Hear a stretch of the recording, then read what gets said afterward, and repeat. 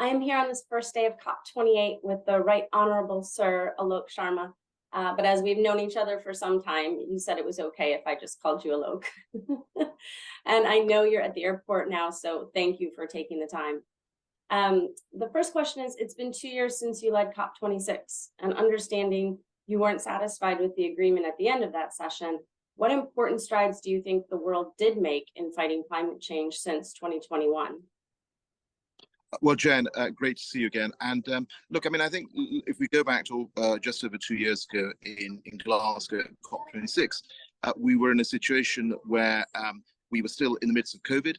We had a dire economic situation facing very many countries.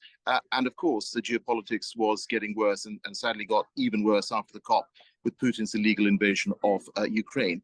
And yet, despite that, we managed under the UK's presidency to get almost 200 countries to sign up to the Glasgow Climate Pact. And just to sort of give you some of the headlines of what we got over the line, we went from over 30% of the global economy covered by net zero to over 90%. Just about every single G20 country signed up.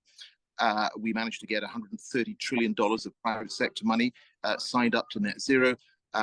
Thousands of businesses signed up to go to net zero, and that number has grown. And yes, we had a bit of a wobble on the last few hours on language on coal. And yet, for the first time in 26 COPs, we were able to get language on coal. We agreed on countries phasing down the use of coal power.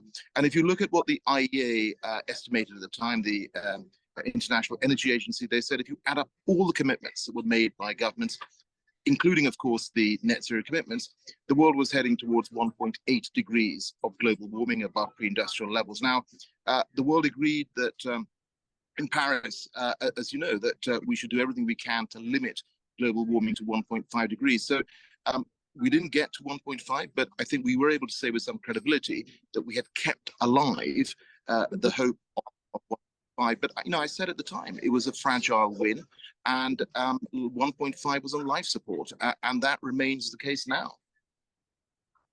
So with that in mind, what are your expectations as everyone gathers this year for COP28?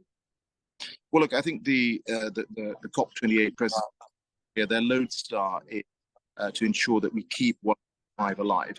And I hope that is what happens. I think at this COP, you will see, as we did at Glasgow, a couple of big elements. One is a negotiated outcome, which is agreed amongst all countries.